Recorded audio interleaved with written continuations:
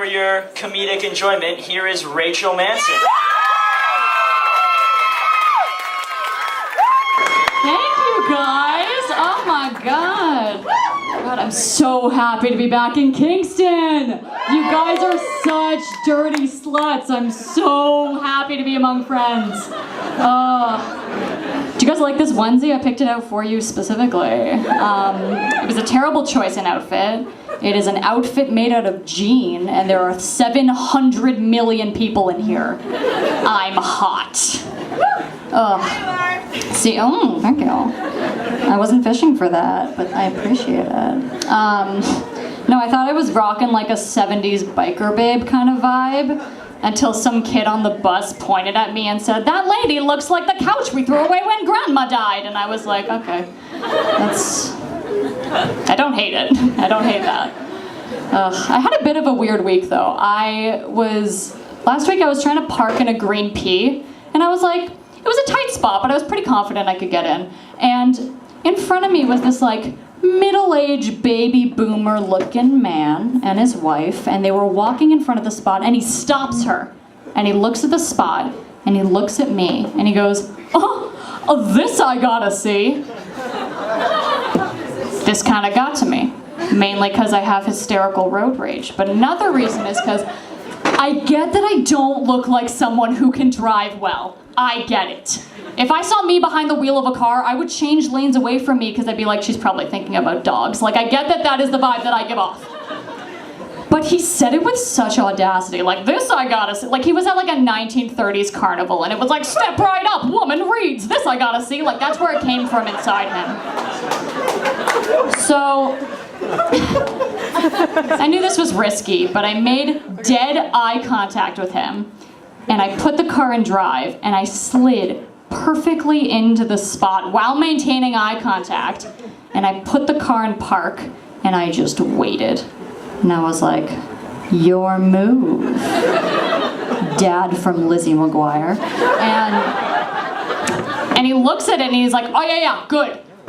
As if he had guided me there. And I was like, no, now I have to say something to you. Because this guy stopped on the street with his wife.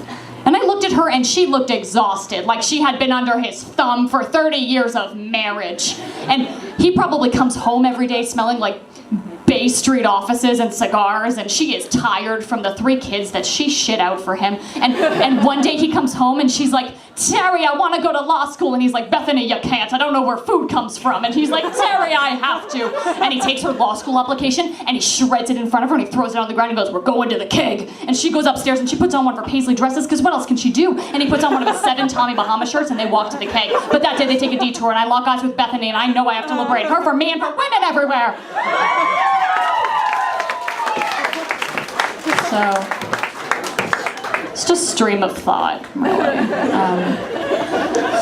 So, I roll down my window and I go, hey, you gonna satisfy your wife anytime before you die? Because this I gotta see. Thank you. Hold the applause, it doesn't go that well. And he's like, what? And I'm like, let your wife go to law school, you Republican fuck. And then she turns around and goes, shut up, skank. And now I'm thinking I may have misread this entire situation. So I put the car in reverse, scrape both cars on either side of me, and drive away. Because that's what you do for a cause you care about. That's what you do. Liberal audience, I like you guys. Guys, I don't know if you could tell, based on the fact that I look like a menorah, but I am Jewish. You tired of the Jew jokes? Strap in. Tough shit. It's like 90% of my material. I am a chosen one. Feel free to buy me drinks after this. I'll reserve you a spot in heaven. I'm kidding. Jews don't have heaven. We only have passive aggression. If we can make you feel bad about a thing you didn't know you did, that's our heaven. Heaven is a place on earth. I also recently moved back in with my parents in Toronto, which is just as magical as all of you imagine it would be. Actually, who here knows Toronto areas kind of well? Clap, are you familiar with Toronto? Okay, I live where Jews start to become visible.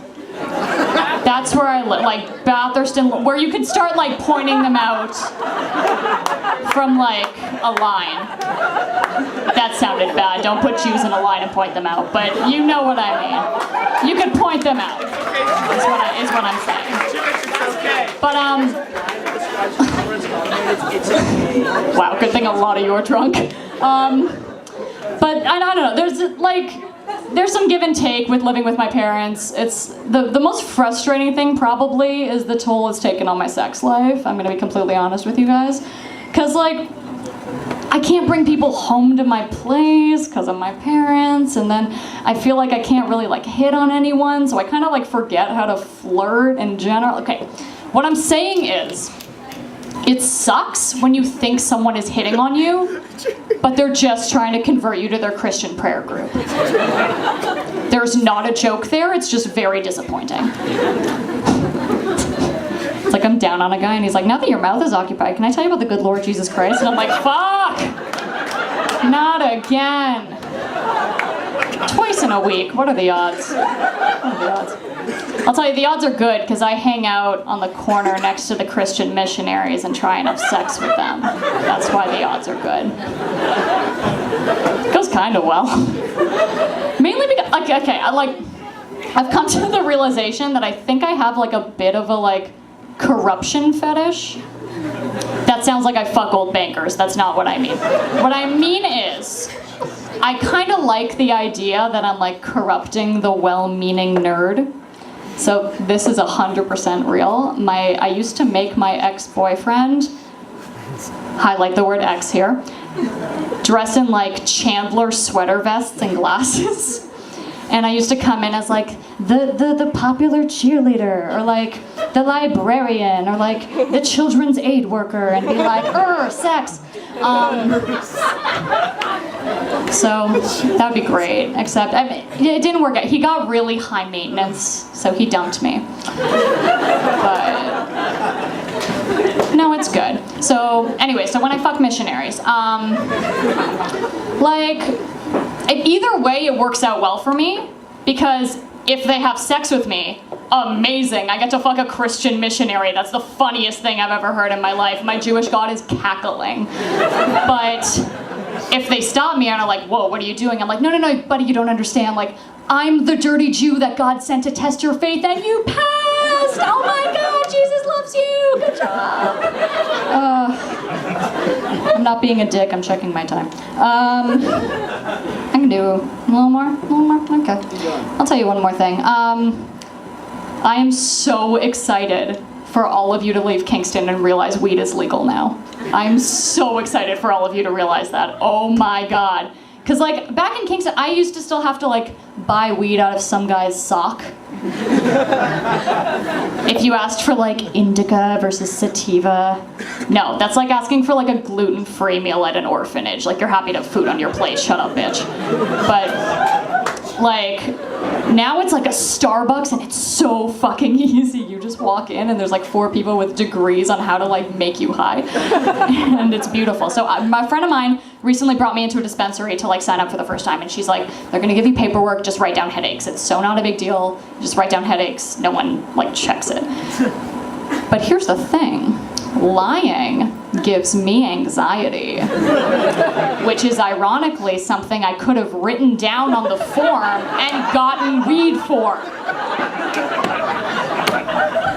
But I didn't. Instead, I sat there like, okay, Rachel, just write down headaches. Just write down headaches. It's so cool. Write down headaches. Oh my God, the lady's been looking at you. If you actually had headaches, it wouldn't have taken you this long to write it down. Oh my God, she knows you don't actually have headaches. You can't write down headaches. Everyone writes down headaches. You can't do this. Oh my God, okay, cool. So cool, so cool. Just take out your phone, look up other reasons why people need medical marijuana, and pick one of those. That's normal.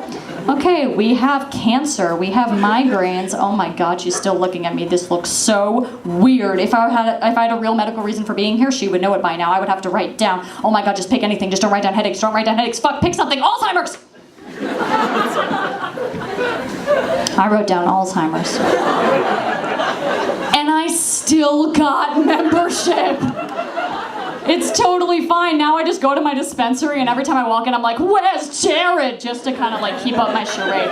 Guys, you guys have been so much fun. I love you all so much. Be good.